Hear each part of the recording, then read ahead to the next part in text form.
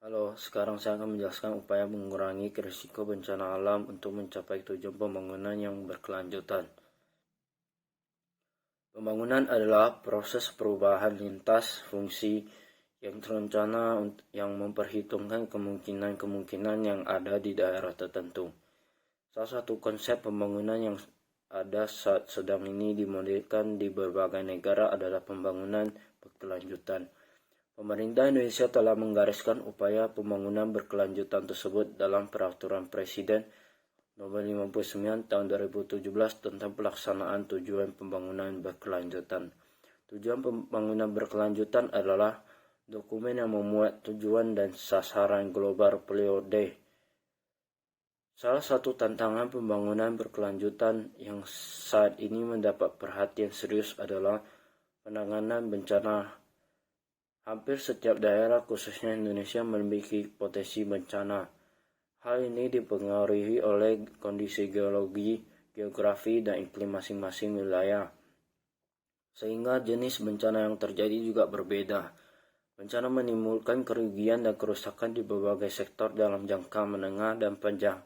Dan bencana juga menyebabkan meningkatnya kemiskinan akibat kerusakan, kehilangan, dan hilangnya kesempatan ekonomi.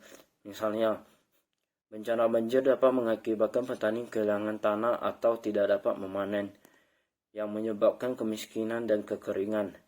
Akibatnya, petani tidak bisa bercocok tanam karena kekurangan air dan panen puso.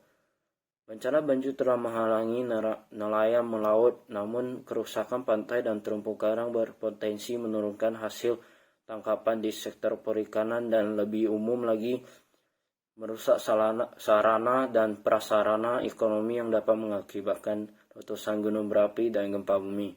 Pemerintah Indonesia melalui BNPB telah memasukkan aspek bencana ke dalam peraturan perundang-undangan pelaksanaan pembangunan. Namun, beberapa undang-undang telah diterapkan di tingkat lokal untuk mencegah atau mengurangi risiko bencana.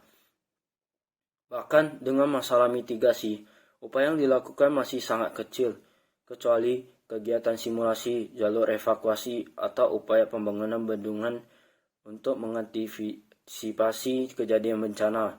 Di tingkat lokal, hampir semua pengelola bencana di lokasi studi memiliki keterbatasan sumber daya keuangan daerah, serta keterbatasan kapasitas untuk menghitung risiko bencana dan kasih daerah rawan bencana tidak siap untuk penanggulangan bencana. Upaya peningkatan ketahanan penduduk terhadap bencana, dampak bencana, dan seperti pendananya belum tercantum dalam anggaran atau rencana aksi.